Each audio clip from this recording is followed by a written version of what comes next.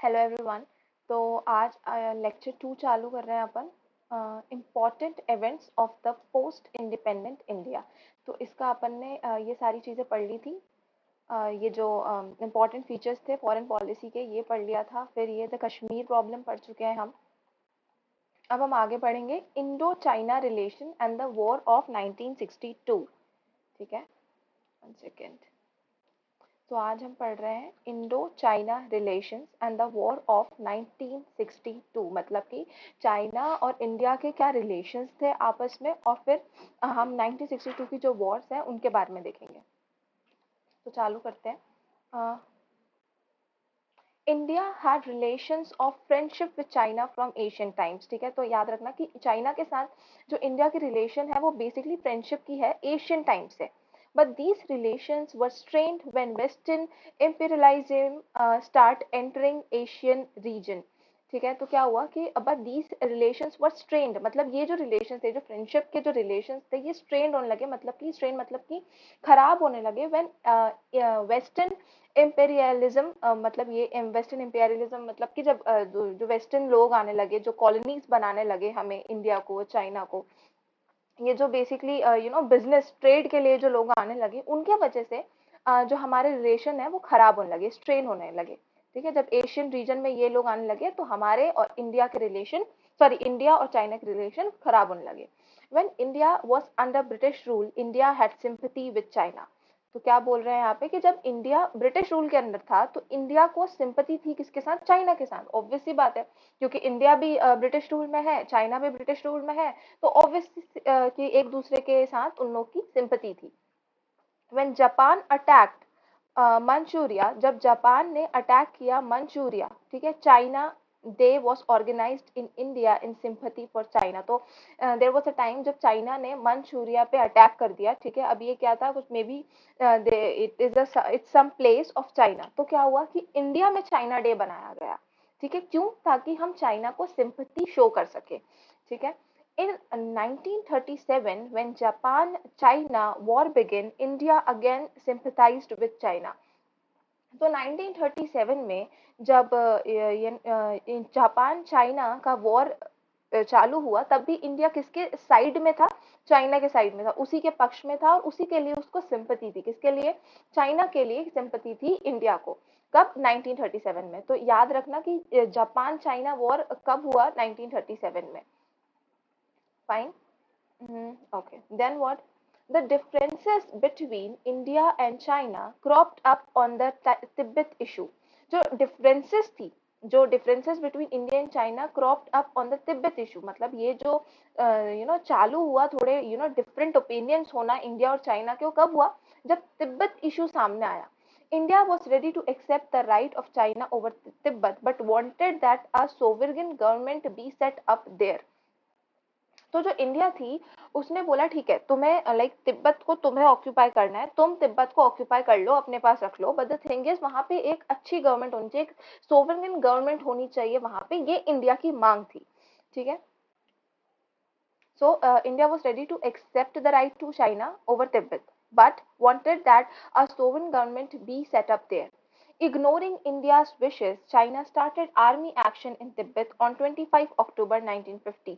तो क्या हुआ कि इंडिया की जितनी भी विशेष थी उन्हें इग्नोर करके चाइना जो था उसने अपने आर्मी एक्शन चालू कर दिए तिब्बत पे 25 अक्टूबर 1950 से। तो आर्मी एक्शन मतलब कि वहां पे एक अच्छी गवर्नमेंट सेटअप करने के बजाय वहां पे आर्मी एक्शंस होने लगे। ठीक है, कहाँ पे?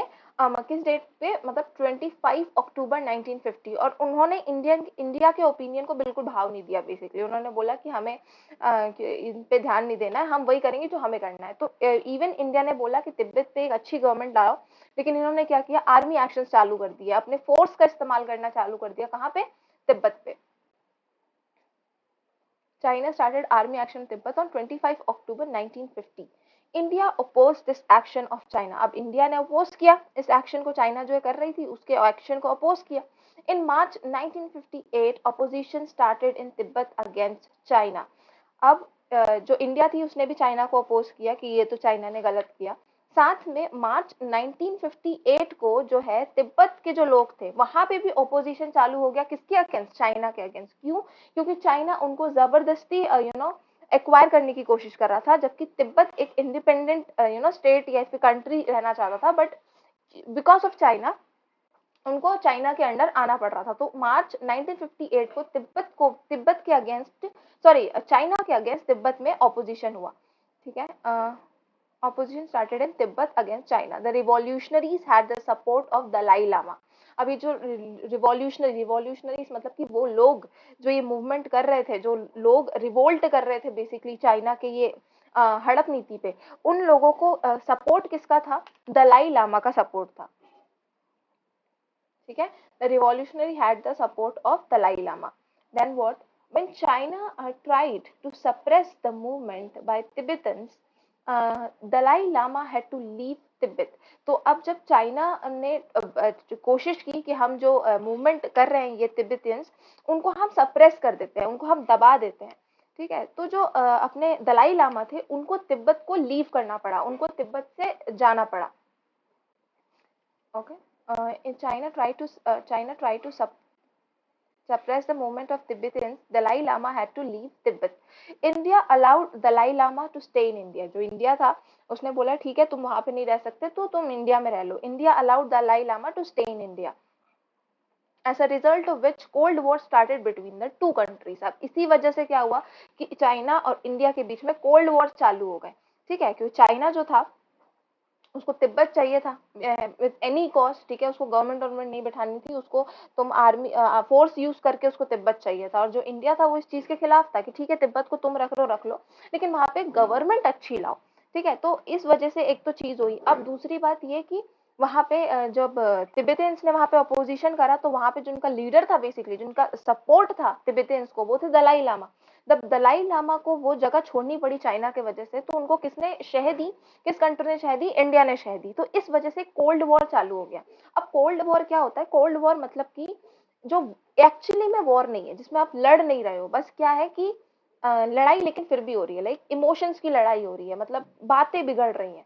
वो वहां पे इंडिया को कुछ बुरा भला बोल रहे हैं, यहाँ पे चाइना को कुछ बुरा भला बोला जा रहा है। ठीक है, अंदर अंदर में लड़ाई हो रही है लेकिन कोई से वेपन से लड़ाई नहीं हो रही है। सो that what it is a cold war, basically relations बिगड़ जाना। ठीक है, as a result of which cold war started between two countries. With this China started raising the border issue. ठीक है, तो जब ये चीज हुई, जब कोल्ड वॉर हुई, तो चाइना ने क्या स्टार्ट कर दिया? बॉर्डर इशू को रेस करना। India again try to normalize relations on the basis of Panchsheel principle. तो अब इन जब चाइना को लग गई बात बुरी कि दलाई लामा को किसने रखा हुआ है? इंडिया ने रखा हुआ है। तो इन्होंने क्या किया कि चाइना ने क्या किया? बॉर्डर इशू को ऊपर लाना चालू कर दिया। अब जब बॉर्डर इशू ऊपर आया तो इंडिया ने चीजों को नॉर्मलाइज करने के लिए क्या किया?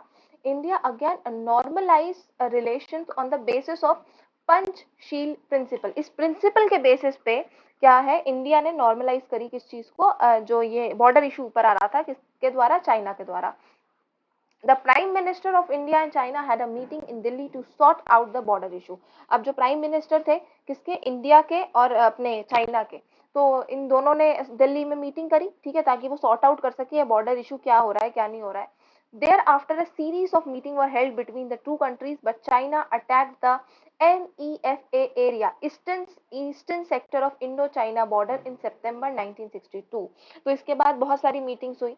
ठीक है, जो इंडिया और चाइना के प्राइम मिनिस्टर्स थे उनके बीच में इसके बाद भी एक मीटिंग नहीं हुई, बहुत सारी मीटिंग्स हुई सीरीज में।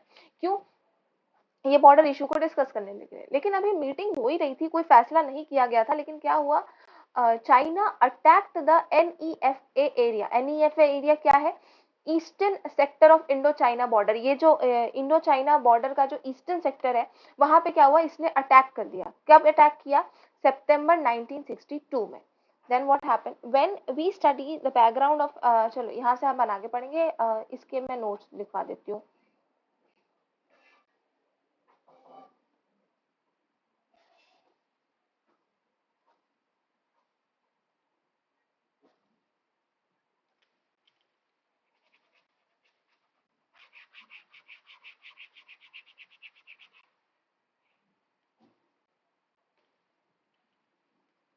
ठीक है, तो सबसे पहले क्या था, इंडिया और चाइना के बीच में कैसे रिलेशनशिप्स थे, अच्छे रिलेशनशिप्स थे, पर वो खराब कब होना चालू हुए?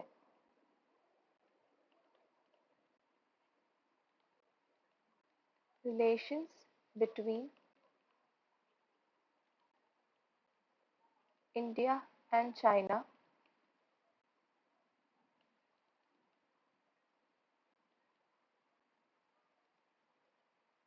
After western interferes.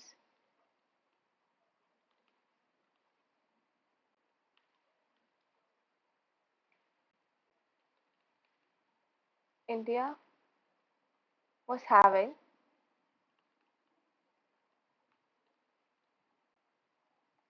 sympathy for China during colonial periods, right?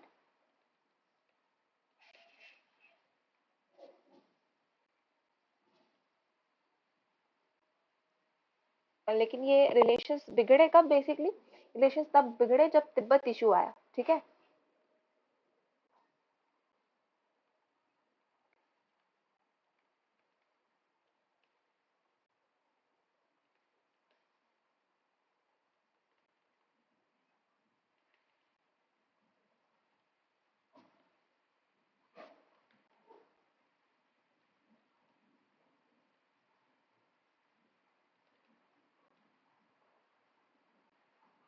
But the relation of India and China started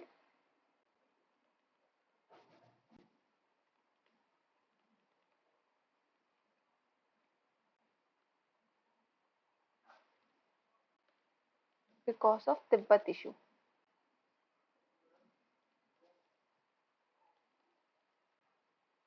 यहाँ पे एक और इम्पोर्टेंट चीज हुई थी जो अपन को याद रखना है कि 1937 में जापान चाइना वॉर हुआ था, ठीक है, ये याद रखना है। 1937 में जापान चाइना वॉर हुआ था। हम्म,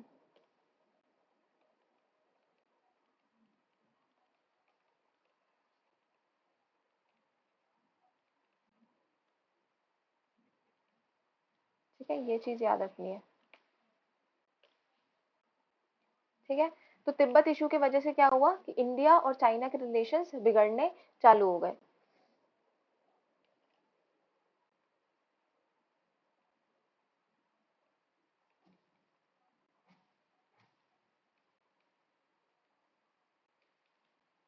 India suggested for a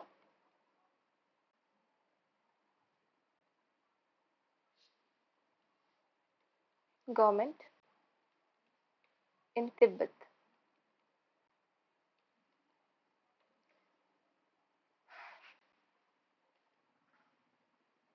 but China used its forces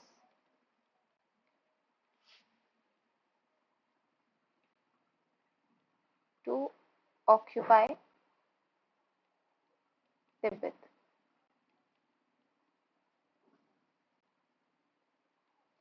फिर with the support of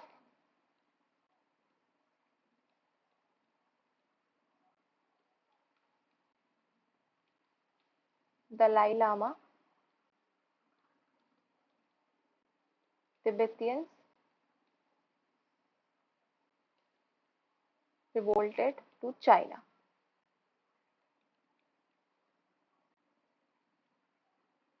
Then what happened? India allowed Dalai Lama to stay in India।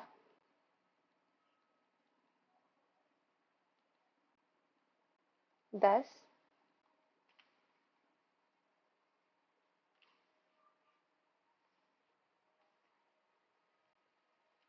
China raised border issue, है ना।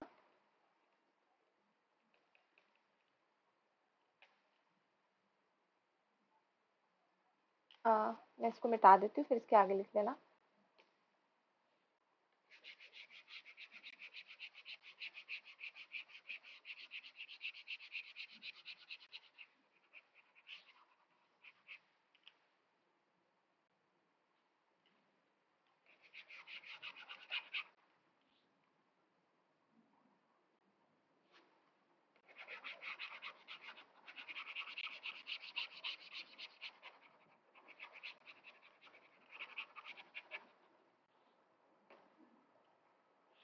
Border issue हुआ, फिर क्या हुआ?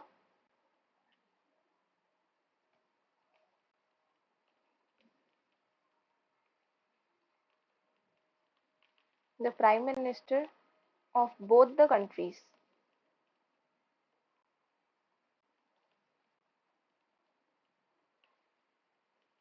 met in Delhi to sort this issue.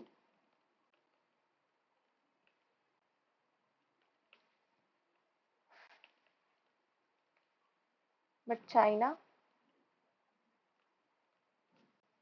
attacked NEFA area in September 1962. Now, this September 1962 is important. ठीक है, कि China ने NEFA पे कब अटैक किया? सितंबर 1962 में। ठीक है, दूसरी चीज क्या कि जो ये NEFA है वो है क्या बेसिकली, ये भी लिख लो। NEFA एरिया क्या है? Eastern sector of Indo China border. ठीक है, eastern sector of Indo China border क्या है? NEFA area. फाइन, चलो अब आगे बढ़ते हैं।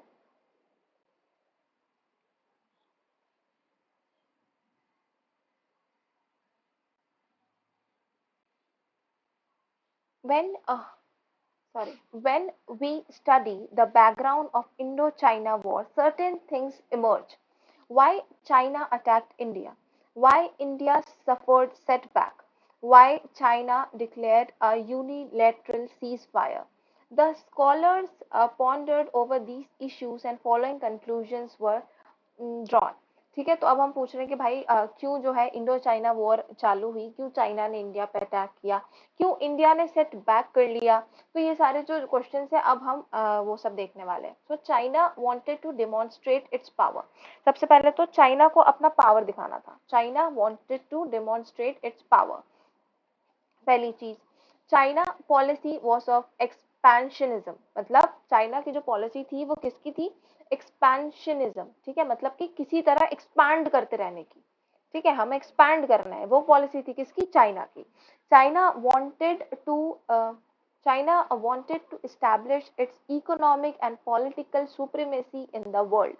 जो चाइना था उसको अपनी सुप्रीमेसी, सुप्रीमेसी समझ रहे हो ना, मतलब दुनिया से ऊपर होने की चाह थी। उसको अपनी सुप्रीमेसी साबित करनी थी। किस किस मामलों में? इकोनॉमिक और पॉलिटिकल मामलों में उसको अपनी सुप्रीमेसी शो करनी थी। ठीक है, इकोनॉमिक मतलब कि पैसों के मामलों में भी, और पॉलिटिकल पॉलिटिकल सुप्रीमेसी मतलब कि पॉलिटिक्स के मामलों में, इन सारे मामलों में उसको अपनी सुप्रीमेसी शो करनी थी पूरे वर्ल्ड में। Then what? China wanted to negate India's policy of non alignment. ठीक है, तो जो चाइना थी वो ये जो इंडिया की जो पॉलिसी थी नॉन अलाइनमेंट वाली जो पॉलिसी थी, इससे वो नाखुश था। ठीक है, उसको वो बेसिकली उसको मना कर रहा था। China wanted to negate India's policy of non alignment. Then what? China wanted to have world opinion in her favour by declaring ceasefire. चाइना ये चाहता था कि पूरा जो वर्ल्ड है वो चाइना के फेवर में चला जाए, और ना तिब्बत या इंडिया के फेवर में ना जाए, चाइना के फेवर में चले जाए। इसलिए उसने क्या किया? सीज फायर डिक्लेयर किया। ठीक है, तो ये पॉइंट बहुत इंपॉर्टेंट है, याद रखना सारे के सारे पॉइंट। छोटे छोटे पॉइंट है। सबसे पहले तो उसको अपनी पावर को शो करना था। दूसरी चीज क्या? उसकी पॉलिसी क्या है? एक्सपेंशन की उसकी पॉलिसी है। थर्ड क्या? उसको अपनी इकोनॉमिक और पॉलिटिकल सुप्रीमेसी शो करनी थी। फोर्थ क्या? उसको ये जो इंडिया की पॉलिसी थी नॉन अलाइनमेंट की, वो पसंद थी। अच्छा, ये नॉन अलाइनमेंट वाली पॉलिसी क्या है? कि हम किसी से अलाइंड ही नहीं है। ठीक है, हम किसी को फेवर नहीं कर रहे, हम किसी वॉर में किसी की तरफ से नहीं लड़ेंगे। So that what is non alignment. ठीक है, हमें दूर रखो अपने मामलों से, दैट इज नॉन अलाइनमेंट। तो इंडिया की जो पॉलिसी है वो उसको नहीं पसंद थी। India wanted to have world opinion in her favour of by declaring ceasefire. ठीक है, तो जो चाइना है उसको वर्ल्ड ओपिनियन मतलब world opinion in her favour, मतलब कि बेसिकली सारे वर्ल्ड को उसको अपने साइड पे करना था, और इसलिए उसने सीज फायर को डिक्लेयर किया। ठीक है, आगे हम पढ़ते हैं। China succeeded in achieving his twin goals, geographical staking claims on certain areas of India to strategic slowing showing its military power. तो बेसिकली उसने अपने दो गोल्स, चाइना थे उसने अपने दो गोल्स को पूरा भी कर लिया, ठीक है।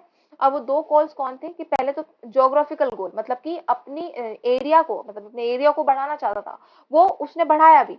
Staking claims on certain area of India, India के भी कई कई जगहों पे उसने क्लेम कर लिया कि ये इन चाइना का पार्ट है, ठीक है। Then what, and to a strategic showing its military power, अपनी मिलिट्री पावर को भी उसने शो कर दिया। फाइन, तो ये दोनों चीजें हो गई।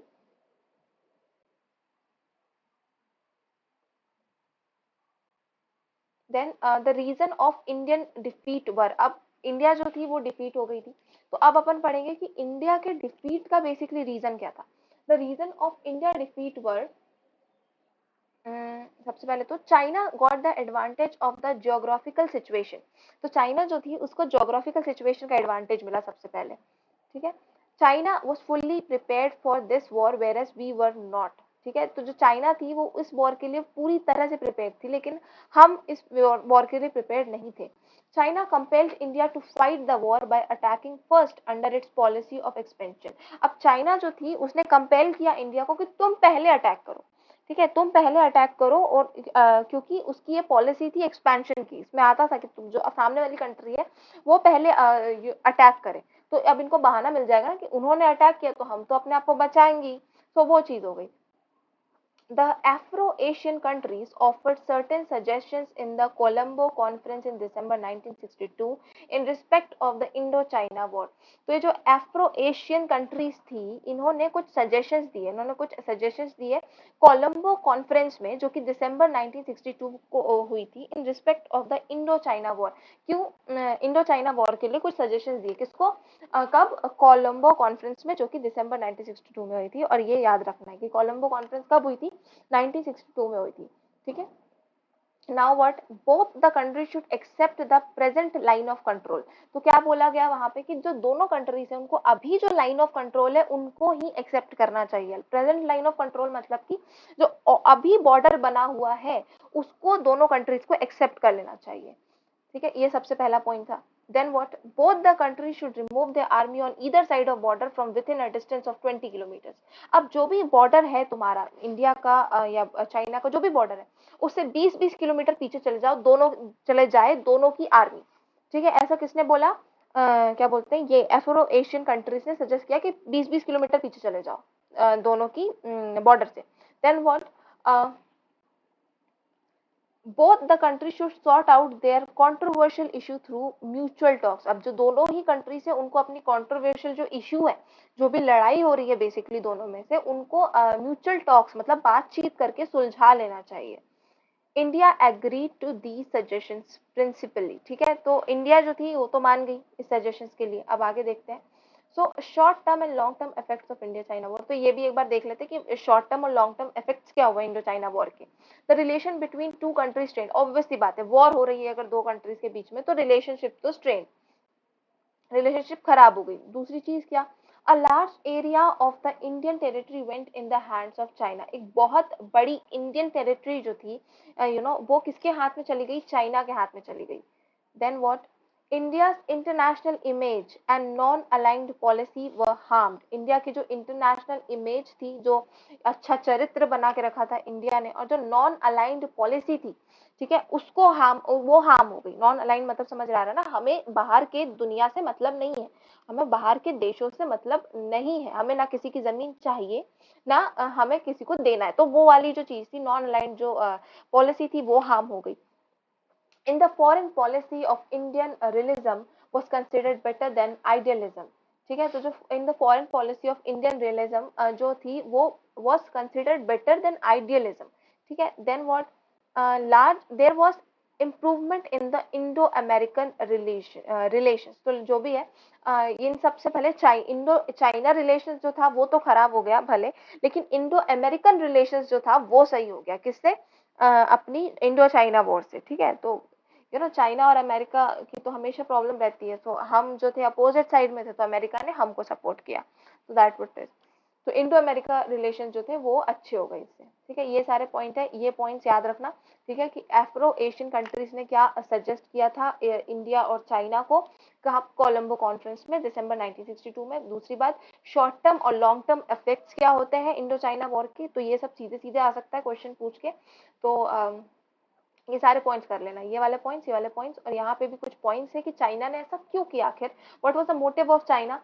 तो ये जो पॉइंट्स है ये अपन को कर लेने हैं। देन द इंडो पाक relations and war of 1965 and 1971। तो अब इंडो और पाक रिलेशंस, ठीक है, मतलब कि इंडिया और पाकिस्तान के क्या रिलेशन है, और हमारे बीच में जो वॉर्स हुई कब, 1965 और 1971 को, वो अब हम देख रहे हैं। Now, in 1947, after the partition of India, ठीक है, 1947 में हम दोनों देश आजाद हुए थे, पार्टीशन हो गया था इंडिया का। It was believe that both the countries will live in peace. तो ये माना गया कि जो दोनों कंट्रीज है वो कैसे रहेंगी, पीस में रहेंगी, शांति से रहेंगी। Forgetting the past but the bitterness in relation that cropped up during the British rule and the partition both led to strain relation between the two countries. ठीक है, तो लोगों ने सोचा, पूरे दुनिया ने सोचा, हमने सोचा कि जो है इंडिया और पाकिस्तान, ये जो दोनों कंट्रीज है वो पीस से रहेंगी। भले पास्ट में जो रिलेशंस थी, फॉरगेटिंग द पास्ट मतलब कि पास्ट में जो रिलेशंस थी वो बहुत बिटर थी, मतलब कि बहुत कड़वी थी, अच्छी नहीं थी, लेकिन उसे भूल कर अब तो अलग हो गए ना, अब तो शांति से रहो, तुम अपना रहो, हम अपना रहेंगे। तो ये लगा हमको कि ये सही रहेगा। ठीक है, तो बेसिकली अब सब पीस से रहेंगे, बट ऐसा हुआ नहीं। ब्रिटिश रूल के वजह से जो बिटरनेस आई थी दोनों के रिलेशन में, वो अभी तक जारी थी। In addition the issue of Kashmir gave permanency to the strain relation between the two countries. इसके ऊपर से जो कश्मीर का जो इशू है, ठीक है, कश्मीर का जो इशू है, उसने एक तो परमानेंसी दे दी किसको, रिलेशंस बिटवीन टू कंट्रीज, मतलब strain relation between two countries. Permanency मतलब कि जो बिगड़ा हुआ रिलेशन था उसको परमानेंसी दे दी, उसको परमानेंट कर दिया। किस वजह ने, किस इशू ने, कश्मीर इशू ने।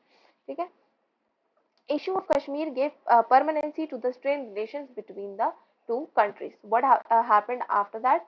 After partition, differences cropped up due to economic problems also. तो जो partition हुआ, तो जो differences थे वो economic problems की वजह से भी बढ़े। ठीक है, वो क्या था, the problems that cropped up were relating to income, division of debts and investment. तो ये problem क्या, economic problem कैसे आई, मतलब पैसों के मामले में प्रॉब्लम कैसे आई। The problem that cropped up were relating to income, मतलब कि जो इनकम है, जो डिवीजन ऑफ डेब्ट है, मतलब कि दोनों ही, मतलब पहले तो इंडिया एक ही कंट्री था ना, तो उसने कुछ लोन्स लिए हैं, तो वो लोन्स कैसे डिवाइड होगा। अगर इंडिया ने कुछ इन्वेस्ट किया हुआ है तो वो इन्वेस्टमेंट कैसे डिवाइड होगी। तो ये जितनी भी चीजें थी, इनके ऊपर इकोनॉमिक प्रॉब्लम्स आई। सबसे पहले तो पैसों के ऊपर, लेन देन के ऊपर, है ना। जब कोई प्रॉपर्टी बिकती है घर में तो कितने कलेश हो जाते, तो यहाँ तो पूरे देश की प्रॉपर्टियां बिक रही थी, इन्वेस्टमेंट बिक रही थी, डेब्ट्स बिक रहे थे। तो effort was made to improve the relations but the situation did not improve. तो बहुत सारे एफर्ट्स लिए गए कि हम इस रिलेशन को इम्प्रूव कर सके, लेकिन सिचुएशन इम्प्रूव नहीं हुई। The problem of handing over property of the people who were displaced was also complicated. अब मे बी ये तो मतलब फ्री थे लोग कि अगर तुम इंडिया में रहते हो, मतलब इस एरिया में भी रहते हो, तो भी तुम पाकिस्तान में रह लो, और जो वहां रहते हैं वो तो चलो वहीं रहते हैं। लेकिन वो तो फ्री थे लोग कि अगर यहाँ पे किसी ने एक जमीन खरीदी हुई है, इतना जमीन खरीदा हुआ है, तो वो जाके पाकिस्तान में रहना, तो जाओ तुम पाकिस्तान में रह लो। पाकिस्तान के अगर कुछ लोग हैं जिनको इंडिया में रहना है, तुम इंडिया में रह लो। और फिर एक बार डिवीजन हो गई, फिर तुम पाकिस्तानी और फिर तुम हिंदुस्तानी। तो ये जो चीजें थी वो थी। लेकिन अब मान लो किसी को पाकिस्तान में रहना है, ठीक है, वो इंडिया में, लेकिन उसकी जगह यहाँ का इंडिया में मिडिल में समवेयर थी, तो अब उसकी जो जमीन है उसको पाकिस्तान में दे देना, ये थोड़ा डिफिकल्ट था ना। अब कोई पाकिस्तान में रहता है, उसको इंडिया में रहना, मतलब पाकिस्तान के उस रीजन में रहता है, अब उसको इंडिया में रहना है, तो अब उसकी जो वहां की जमीन थी वो इंडिया में दे देना, this was a huge problem. ठीक है, so the problem of handing over property of the people who were displaced was also complicated. ये भी चीज कॉम्प्लिकेटेड थी। The situation partially improve in 1950 but tension continue. तो ये जो सिचुएशन थी पार्शियली इम्प्रूव, मतलब कि आधी सुधी सॉल्व हो गई कब, 1950 में, बट टेंशन कंटिन्यू, लेकिन तब भी लोगों को प्रॉब्लम ही थी। ये प्रॉब्लम कभी सॉल्व नहीं होती। ठीक है, ये प्रॉपर्टी वाली प्रॉब्लम कभी सॉल्व नहीं होती, हर किसी को लगता है कि हमें कमी मिला है। ठीक है, सो ये जो टेंशन थी वो हमेशा अभी भी है, लेकिन पार्शियली सॉल्व हो गई कब, 1950 में। The problem of minorities in both the countries were also the cause of tension. अब जो प्रॉब्लम थी माइनॉरिटीज की दोनों कंट्री में, वो भी एक बहुत बड़ा टेंशन का कॉज था। माइनॉरिटीज मतलब जैसे पाकिस्तान में मोस्टली मुस्लिम ही गए, लेकिन वहां पे जो हिंदू पहले से रहते थे उन्होंने अपनी जगह नहीं छोड़ी, क्योंकि वहां पे उनके परदादा रहते थे, उनके दादा रहते थे, जो भी है। तो अपने पूर्वजों के कारण, उस मिट्टी के कारण उन्होंने वो जमीन नहीं छोड़ी, पाकिस्तान में रहने लग गए, लेकिन वो थे हिंदू। तो अब वो वहां के क्या हो गए, माइनॉरिटीज हो गए। और मोस्टली वहां पे कौन है, मुस्लिम्स है। अब यहाँ पे भी अगर देखा जाए तो कुछ मुस्लिम्स ने हिंदुस्तान को नहीं छोड़ा, ठीक है। अब ये जो यहाँ पे मोस्टली हिंदू है, मेजोरिटी हिंदू है, तो यहाँ पे माइनॉरिटीज बन गई मुस्लिम, है ना। तो एक तो ये चीज हो गई। The problems of minorities in both the countries were also the cause of tension. Then what happened? The situation of river waters were more serious than economic problems. ठीक है। अब ये तो थी इकोनॉमिक प्रॉब्लम, ठीक है, प्रॉपर्टी वॉपर्टी इधर उधर करने की, ये थी। दूसरी प्रॉब्लम क्या, माइनॉरिटी की अपन ने देखी, माइनॉरिटी भी एक अलग ही प्रॉब्लम थी। अब हम देखेंगे रिवर्स, क्योंकि पानी भी तो इम्पोर्टेंट है, दोनों देशों को पानी चाहिए। तो the situation of river water was more serious than economic problem. जो रिवर वाटर की सिचुएशन थी वो बहुत सीरियस थी, इकोनॉमिक प्रॉब्लम से भी ज्यादा, ठीक है। The Sindhu river and it's tributaries flow from India and Pakistan feared that India may hamper the flow of water to Pakistan, but an agreement was reached in this regard in September 1962। तो क्या था, ये जो Sindhu river है, Sindhu river और उसकी जो tributaries हैं, ये कहाँ से फ्लो होती थी, हिंदुस्तान से फ्लो होती थी, इंडिया से फ्लो होते हुए पाकिस्तान जाती थी। तो अगर इंडिया ने अपना इस पानी को रोक दिया, ठीक है, क्योंकि फ्लो तो इंडिया से हो रही है, अगर इंडिया ने इस पानी को रोक दिया तो पाकिस्तान के पास जाएगा नहीं, है ना, जैसा कि चाइना करता है बेसिकली देखा जाए तो जो ये डर था किसको, पाकिस्तान को, कि यार तुम अगर तुमने अपना ये जो रिवर है उसको, उस पर डैम्स बना दिए, उसको रोक दिया, तो फिर हम कैसे रहेंगे, हमारे पास पानी कैसे आएगा। तो ये भी एक मेजर इशू था। इसके लिए एक एक चीज साइन करी गई, एक पैक्ट साइन करा गया फ्लो ऑफ वाटर के लिए, ठीक है। तो कब साइन करा गया, ये सितंबर 1960 में, याद रखना, सितंबर 1960 में एक एग्रीमेंट साइन किया इस रिगार्डिंग, ठीक है। अभी अपन तीन प्रॉब्लम देख चुके हैं। सबसे पहली प्रॉब्लम क्या थी, अपनी इकोनॉमिक प्रॉब्लम कि ये डेब्ट्स, इन्वेस्टमेंट, इन सबको कैसे बांटे दोनों कंट्रीज में, प्रॉपर्टीज को कैसे इधर उधर करे लोगों की। दूसरी प्रॉब्लम क्या थी, अपनी माइनॉरिटीज की प्रॉब्लम थी कि माइनॉरिटीज जो थे उनकी रक्षा होगी कि नहीं हर देश में। थर्ड प्रॉब्लम क्या आई, थर्ड प्रॉब्लम क्या आई अपनी रिवर वाली, वाटर वाली, कि हो सकता है कि इंडिया बाद में ये रिवर को रोक दे, यहीं पर रोक दे, फिर क्या होगा। तो ये जो तीन प्रॉब्लम अभी अपन ने देखी, आगे देखते हैं। Indo-China war took place in 1962. India got the support of America and Britain, but the sympathy of Pakistan was with China. Obviously बात है, Pakistan was kind of enemy from that very time of India, right. तो अब India के oppose में चाहे कोई भी खड़ा हो जाए पाकिस्तान, तो उसको ही सपोर्ट करेगा। आज अमेरिका भी अगर इंडिया के अपोज में खड़ा हो जाएगा तो पाकिस्तान अमेरिका को सपोर्ट करने लगेगा, ठीक है। तो उसकी दुश्मनी इंडिया के साथ थी, सिंपैथी किसी के साथ ना हो भले, पर इंडिया के साथ उसकी दुश्मनी थी, तो जो भी अपोज में खड़ा होगा उसके साथ उसकी सिंपैथी हो जाएगी। तो ये था अपने पाकिस्तान का कहानी थी।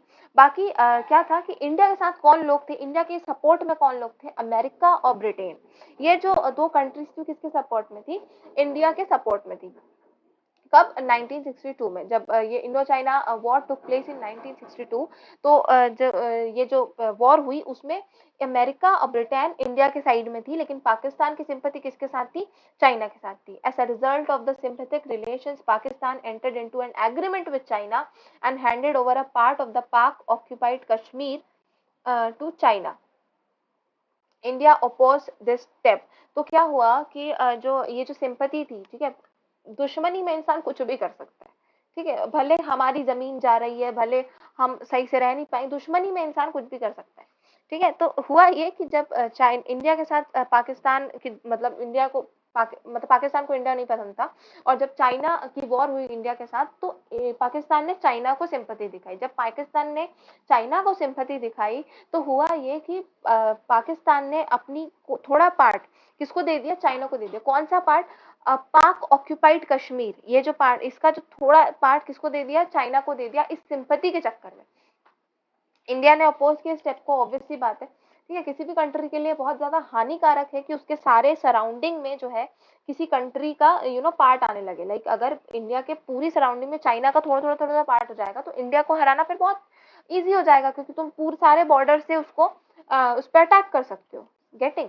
सो ये चीज थी। फाइन, ठीक है। सो क्या क्या बोला था मैंने? हाँ, so relations, Pakistan entered into an agreement with China and handed over a part of the Pak occupied Kashmir to China. India opposed this step. Now what? Another reason of bitterness in relation between the two countries is that Pakistan tries to obtain secret of the things of strategic importance, and when their conspiracy is brought to light, Pakistan accuses India of spying into its strategic secrets. तो मतलब अब कोई self respect भी नहीं बची थी पाकिस्तान की। अब इस तरह से चीजें हो रही थी कि हम धोखाधड़ी करने लगे थे। अब बोलो क्या हुआ कि जो अनदर रीजन था बिटरनेस का, जो रिलेशंस खराब होने का, बेसिकली वो ये था कि जो पाकिस्तान, उसने बेसिकली इंटरफेयर करना चालू कर दिया। छुप छुप के हमारे सीक्रेट्स पता करना चालू कर दिया, हमारे जो इंपॉर्टेंट स्ट्रेटजीज थी उसके सीक्रेट्स पता करने चालू कर दिए। किसने? पाकिस्तान ने। Tried to obtain secret of the things of strategic importance, ठीक है। And when their conspiracy is brought to light, जब ये कॉन्स्पिरेंसी लाइट में लाई गई, मतलब इस कॉन्स्पिरेंसी का पता चला दुनिया को, इंडिया को, तब क्या हुआ? Pakistan accuses India of spying into its strategic secrets. तो इन्होंने क्या एक्यूज दिया, इन्होंने क्या बहाना मारा कि इंडिया भी हमारे स्ट्रैटेजिक सीक्रेट्स में इंटरफेयर कर रहा था। इंडिया भी हमारे छुप छुप के हमारी स्ट्रैटेजी को देख रहा था, पता कर रहा था, इसलिए हमने भी ये चालू कर दिया। सो ये एक्यूज किसने मारा? पाकिस्तान ने मारा, जब उसकी इस कॉन्स्पिरेंसी के बारे में पूरी दुनिया को पता चला। ठीक है। Pakistan also try to disrupt the communal harmony in the country. Pakistan ने जो कम्युनल हार्मनी, मतलब कम्युनिटीज के बीच में जो हार्मनी होती, पीस होती, उसको भी डिसरप्ट करने की कोशिश करी। Pakistan is constantly trying to provoke the Kashmiri people by sending infiltrates there. तो जो कश्मीर, देखो कश्मीर जो थे, कश्मीरी जो थे वो मोस्टली इंडिया की टीम में ही थे, ठीक है। लेकिन उनको पाकिस्तान को पता है कि अगर हम कश्मीर में बहुत सारे इंडियन, सॉरी, बहुत सारे पाकिस्तानी भेज देंगे और वो उस सारे लोगों को भड़का देंगे, तो शायद पूरा कश्मीर हमारा हो जाए, क्योंकि सारे लोग पाकिस्तान में आने की सोचेंगे। So that what happened. So Pakistan also try to disrupt the common communal harmony in the country, ठीक है। जो कम्युनिटीज के बीच में जो हार्मनी थी उसको डिस्टर्ब करने की कोशिश की। दूसरी चीज, Pakistan is constantly trying to provoke the Kashmiri people, Kashmiri people को प्रोवोक करने का, उकसाने का काम कर रहा है। कौन? Pakistan. By sending infiltrate there, infiltrate मतलब कि अपने लोगों को उधर भेजकर उनको उकसाने का काम कर रहा है। Then what happened? In 1965, differences cropped up between the two countries on the issue of कूचा। तो अब ये कूचा के जो इश्यू थे, इसके ऊपर भी 1965 में डिफरेंसेस चालू हो गए। The run of sorry it's Kutch, sorry, the run of Kutch was with in the territory of king of Kutch, ठीक है। तो जो रन ऑफ कच्छ था वो किसके टेरिटरी में आता था? किंग ऑफ कच्छ के। The ruler of Kutch had agreed to access to India, but Pakistan claimed that this area should have been given to Pakistan after partition. तो जो रूलर था कच्छ का, जो राजा था कच्छ का, उसने तो किसको अपनी लॉयल्टी दी? उसने इंडिया को बोला कि मैं अपना राज इंडिया के गवर्नमेंट में शामिल कर रहा हूँ, इंडिया में मर्ज कर रहा हूँ। बट पाकिस्तान ने बोला कि आफ्टर पार्टीशन ये जो जगह है वो पाकिस्तान की होनी चाहिए, इंडिया की नहीं। सो ये याद रखना, the ruler of Kutch had agreed to access to India, but Pakistan claimed that area should have been given to Pakistan after partition. Pakistan attacked the area of Kutch in 1965. तो पाकिस्तान ने क्या किया? इस कच्छ के जो एरिया था इसको 1965 में अटैक किया and capture many area of this region, और बहुत सारे इस रीजन के बहुत सारे एरिया को कैप्चर कर लिया। Ultimately due to intervention of the British prime minister the war ended. लेकिन जब अल्टीमेटली जब ब्रिटिश प्राइम मिनिस्टर ने इसमें इंटरवेंशन मतलब बेसिकली इंटरफेयर किया, बेसिकली इसको रोकने की कोशिश करी, तो ये वॉर एंड हो गया। A committee tribunal was formed to solve the Kutch issue. एक कमिटी बनाई गई, ठीक है, ट्रिब्यूनल ये नाम है उसका। तो उसको क्यों बनाया गया? ताकि इस कच्छ इश्यू को सॉल्व किया जा सके। This tribunal gave 90% of the disputed territory to India, and remaining 320 square kilometers area was decided to be given to Pakistan. ठीक है। तो ये जो कमेटी बनाई गई उसने क्या डिसाइड किया कि 90% जो ये टेरिटरी है वो किसको मिलनी चाहिए? इंडिया को मिल जानी चाहिए। एंड इंडिया, और जो रिमेनिंग 320 स्क्वायर किलोमीटर्स था वो किसको मिलना चाहिए? वो पाकिस्तान को मिल जाना चाहिए। ठीक है। India remaining 96 kilometers area was decided to be given to Pakistan. India opposed this decision. India ने oppose किया इस decision को. But India had to ultimately agree to it because India had already committed that she will agree to the decision if the of the tribunal. तो जो भी है, India को ये चीज पसंद नहीं आई, लेकिन इंडिया ने फिर भी इस चीज से एग्री किया, क्योंकि उसने पहले ही बोल चुका था कि ट्रिब्यूनल जो भी डिसीजन देगी मैं उसको मानूंगी. Thus, there were many reasons that gave rise to permanent enmity between the two countries. इस वजह से बहुत सारे reasons मिल गए permanent enmity, मतलब permanent दुश्मनी की जो reason, बहुत सारे reason मिल गए. ठीक है, दुश्मनी है basically देखा जाए तो पाकिस्तान. So मैं यहाँ से बता देती हूँ इंडो पाक रिलेशंस एंड वॉर ऑफ 1970. ठीक है, सबसे पहले क्या हुआ कि जब पार्टीशन हुई तो कुछ सबसे पहले तो जो इशू था वो कश्मीर का इशू था. ठीक है, इंडो पाक में सबसे पहले पार्टीशन कब हुई? 1947.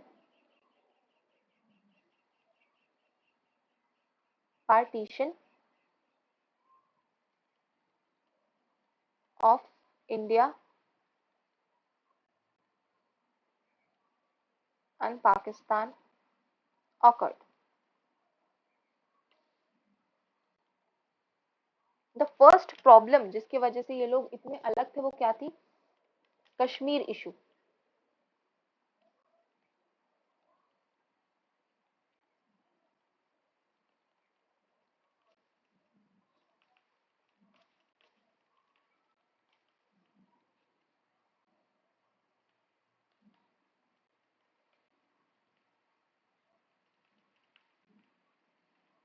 ठीक है, their enmity started firstly from the Kashmir issue. Kashmir issue से सबसे पहले इनके बीच का जो रिलेशन है वो खराब हुआ. Then what? while partition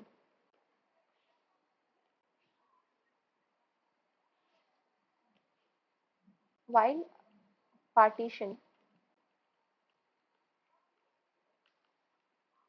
both the countries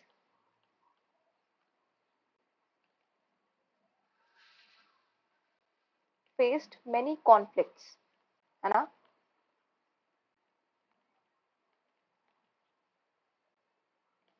क्या थे वो कॉन्फ्लिक्ट्स? सबसे पहले तो अपनी इकोनॉमिक प्रॉब्लम हो गई.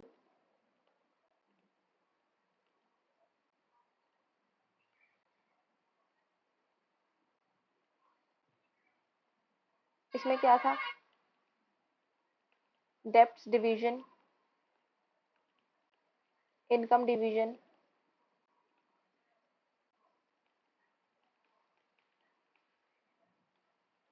Then investment division.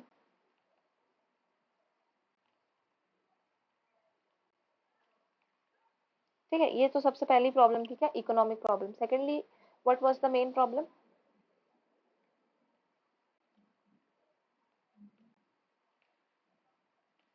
Property division of individuals.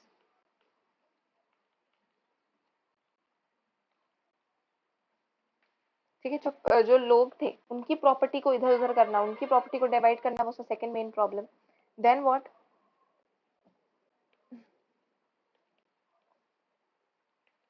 River issue, है ना, ये भी एक प्रॉब्लम थी.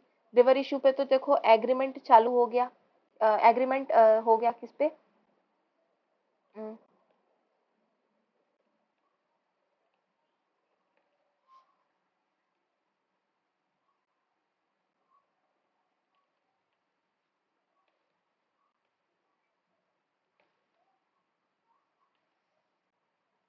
कब हुआ था ये एग्रीमेंट? इन सितंबर 1960, है ना.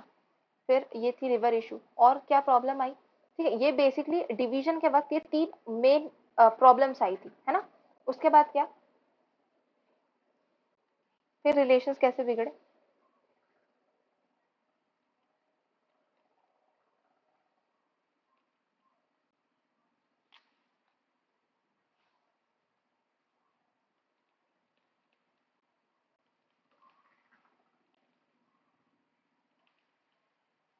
During 1962 Indo China war,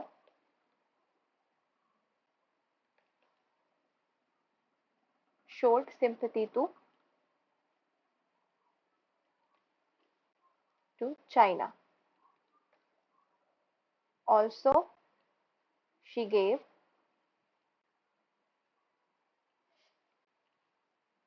an area of POK to China. Then what happened? तो पहली बात, जो 1962 में जब इंडो चाइना वॉर हुआ, तो अपना पाकिस्तान किसकी तरफ हो गया? चाइना की तरफ हो गया। और इसी सिंपैथी में पाकिस्तान ने पीओके का जो थोड़ा सा पार्ट था वो किसको दे दिया? चाइना को दे दिया। तो ये एक प्रॉब्लम हो गई। Then what?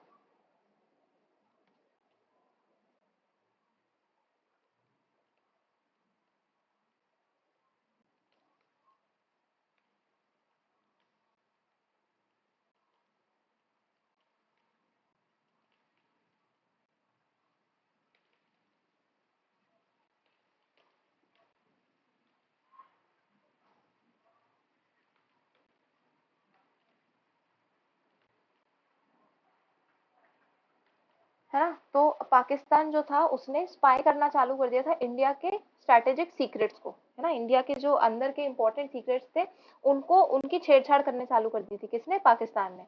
और क्या डिफरेंस थे?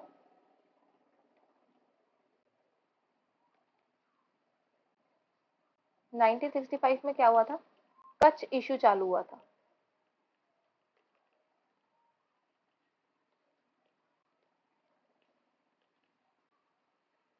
The king of Kutch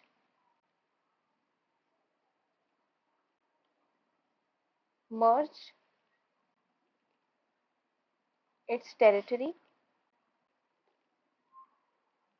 to India, है ना? But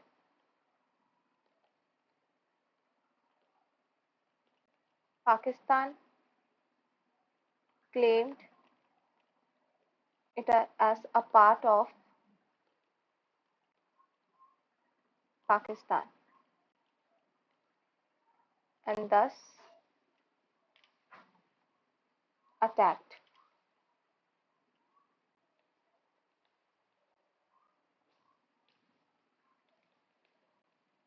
A committee was made to resolve this issue.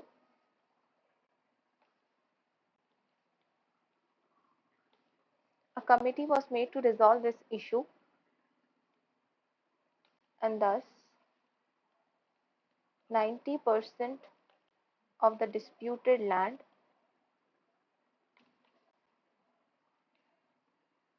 goes to India and 20 square kilometers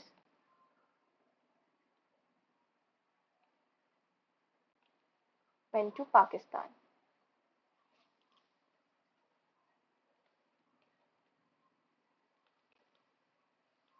है ना?